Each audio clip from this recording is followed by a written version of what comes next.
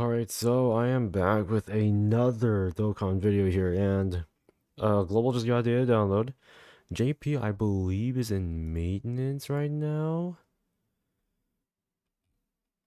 Yeah, JP's in maintenance till tomorrow morning at 2. So we'll be seeing a data download from JP once maintenance is over.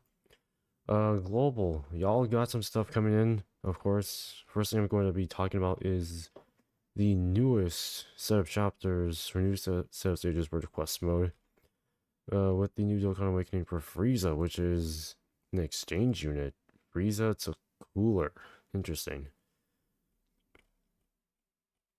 How do I feel about this? Well, let's see. 3 key 50% to Wicked Bloodline. This is FRIEZA, but he's starting out as FRIEZA, and then you can exchange it to cooler. Greatly raise attack, greatly raise defense, does immune damage. Okay, that's pretty good. Gets 2 key 150% attack and defense at the start of turn. Gets 25% attack for each turn passed, up to max of 100%, so 4 turns. Reduces damage by 20% when HP is 50% or more. Okay, it's decent. 50% attack with a medium chance to crit when HP is 80% or less. Gets 150% attack and defense when performing a super, and if there is another Wicked Bloodline category ally in the same rotation, gets an additional 100% attack and defense with 20% damage reduction. Okay, so, in other words, 40% damage reduction if your HP is higher than 50%, with another Wicked Bloodline category ally in the same rotation. Interesting. And then 2 key 50% crit when all allies are extreme class.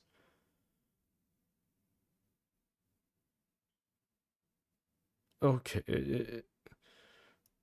let me see. It's okay. It's okay, in my opinion. Stats wise, maybe.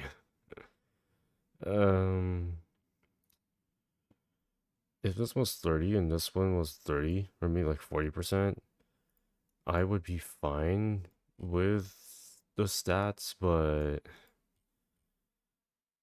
still kind of iffy. Yikes. And the fact around time travelers, though, is because quest mode is mostly just you going into a time machine. Trunks going to a time machine and just going to different timelines, for goodness sakes. And that's the reason why they're time travelers. Interesting.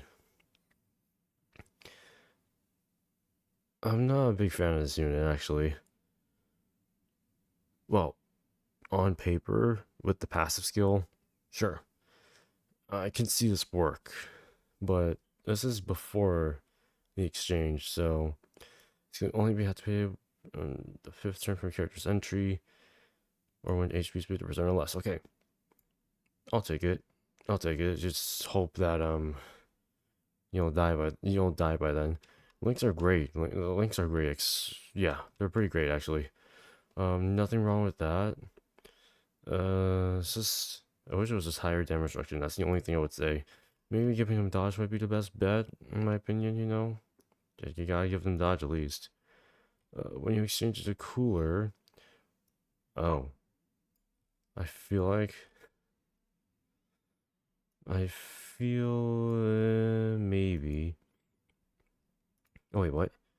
Oh, he stacks attack. Oh my god, I just completely misread it. He stacks attack and then does it... Okay. Okay. That's fine. Same buffer here. 20% damage reduction, and for 1 turn gets an additional 20% damage reduction guaranteed. So you ain't keeping it permanently. It's not 40% permanently, it's just 20%, 40% for 1 turn. Not just 2 additionals, which have a medium chance of getting a super. Gets an additional 20% attack and defense when performing a super. Gets 30% attack and defense with additional 10% damage reduction within the same turn for each super attack performed. And then launches an additional super every time the character performs a super attack 3 or more times, up to once within the turn. Huh? Wait.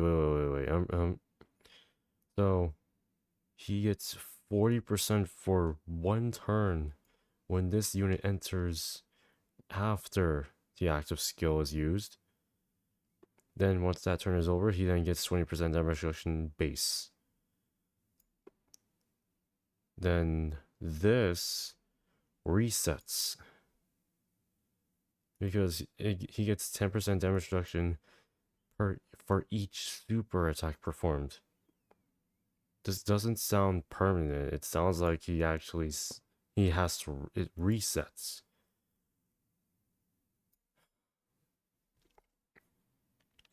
On top of that, if you do want additional supers with the additional size he already has right here, he needs to perform 3 or more supers, which can only be done once. Which means that you only get one additional super, which is fine. You get the additional 10% damage reduction, but like, what are the chance? When you have a 30% chance to do a super within each of those 2 additionals. So let's say you get this unit full additionals. You get 1 from his initial, 2 from his passive, another one if you do reach 3 supers within that same turn, and then another one is the potential system, which is essentially 5 supers. In other words, if you were to get his entire kit turn 1, that would mean 90% damage reduction with 30% extra stats that he got per super. That sounds insane. When you look at it in the long run, how often are you going to be getting supers? That's the only thing. And on top of that, FRIEZA is supposed to have damage reduction too. Sure, he links really well with cooler other FRIEZAs in the game and all that stuff. But how well is he going to perform in the long run? I'll have to test him out later today, because I think he just came out. Yeah, he literally just came out today. So, I'll see. You guys are coming. What do you guys do again? So, Universe 6 is getting... Oh, snap. Universe 6 is getting their stuff now. Oh, yeah. That's right. You have to farm them up because they finally Dokkan Awaken. I think that's the reason why. Wait, how many medals do you need to awaken this guy? Like 318? 319. No. Let's bump up the count by 1. Yeah, 319. Okay, fair enough.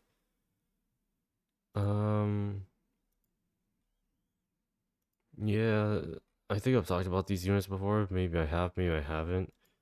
Just keep in mind, Champa is usually the unit that gets a chance to get additional buffs, which is exactly what he is.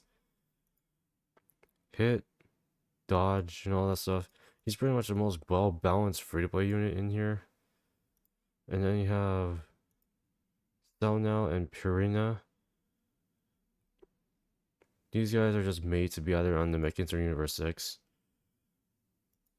And I think there's one more thing I didn't even look at. I'll talk about it in another video, actually.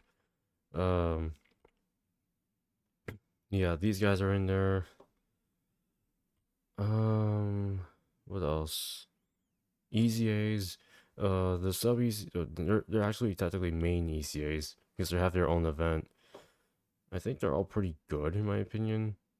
Just that, with the power creep already, we're already hitting that point where, things are gonna get insane.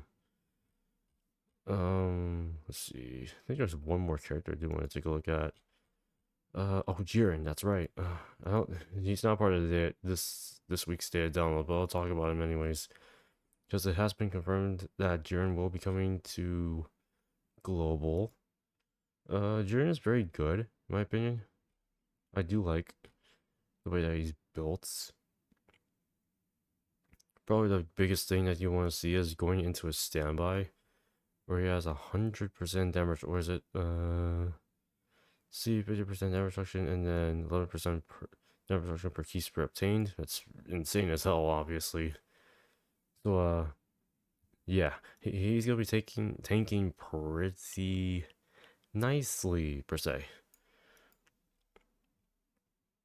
Of course, you do need to find a way to get to Jiren's transformation, full power Jiren, who, by the way, is very insane. 60% damage, 400% buffs. This dude is just an this dude's pretty rock solid in my opinion. Should you summon for him? Depends. Would I recommend it? He's a good unit. He's a good unit, but I don't recommend summoning for him. Oh my god, especially when we're so close to the 10th year anniversary. That's right, the 10th year anniversary for JP, which Global will be taking a part of. What else? I think that's pretty much it. Yeah, there's some other stuff I do want to talk about, but I'll be saving that for another video. So let me know what you guys think of this data download. Very quick and short. And by the way, I am gonna be posting up another video sometime later, hopefully today, hopefully. But anyways, let me know what you guys think of this data download. As always, I will see you all in the next one.